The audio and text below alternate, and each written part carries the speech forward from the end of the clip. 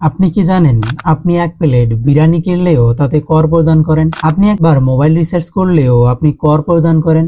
কিন্তু আপনি এত কর দেওয়ার পরেও হাসপাতালে গেলে হাসপাতালের বেড খালি থাকে না কেন? রাস্তা ভাঙা, ট্রাফিক জ্যাম, স্কুলে শিক্ষকের অভাব, তাহলে এত ট্যাক্সের টাকা যায় কোথায়? এই প্রশ্নের উত্তরে আছে আমাদের দেশের অর্থনীতির এক নির্মম সত্য। বাংলাদেশের বেশিরভাগ মানুষই মনে করে আমি তো ইনকাম ট্যাক্স দেই না, আমি কর দিচ্ছি না তো। কিন্তু বাস্তবতা হলো আপনি যখন মোবাইল রিচার্জ করেন, বাজার থেকে ডিম কিনেন, এমনকি যখন আপনি আপনার পরিধানের কাপড়, জুতাও কিনেন, সবখানেই আপনি ভ্যাট বা কর প্রদান করছেন। আপনি কি জানেন বাংলাদেশের এখন প্রায় 50% সরকারি আয়ই আসে জনগণের কাছ থেকে, অর্থাৎ ভ্যাট বা ট্যাক্স থেকে। তবে সমস্যা এখানে নয়, সমস্যা হচ্ছে যখন আপনি খুঁজতে যাবেন এত আয়, এত করের টাকা কোথায় যায়। চলুন আজকে আমরা এই বিষয়েরই খোঁজ করি।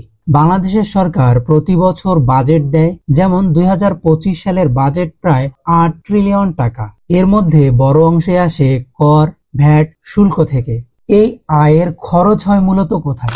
সুদ পরিশোধেই প্রায় 20% টাকা ব্যয় হয়, প্রশাসন চালাতে 15%, অবকাঠামো প্রকল্পে 25%, শিক্ষা, স্বাস্থ্য, কৃষি কম বেশি 15 থেকে 18%।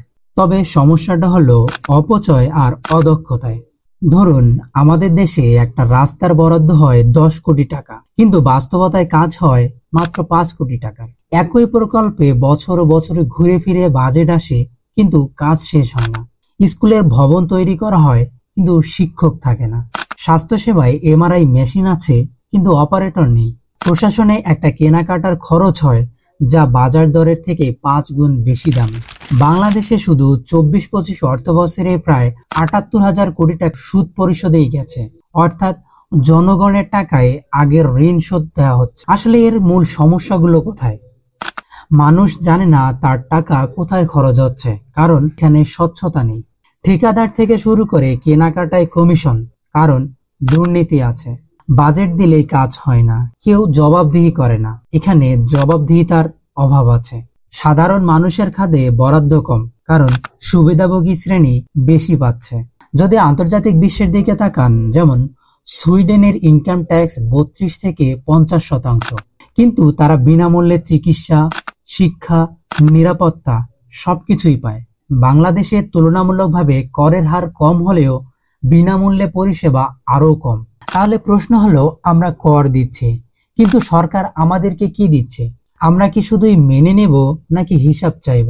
আপনি কি মনে করেন সরকার কি ঠিকভাবে জনগণের করের টাকা ব্যবহার করছে? আপনার মতামত কি? কমেন্ট করে আমাদের জানান। আরো এরকম বিশ্লেষণ পেতে আমাদের চ্যানেলটি সাবস্ক্রাইব করুন।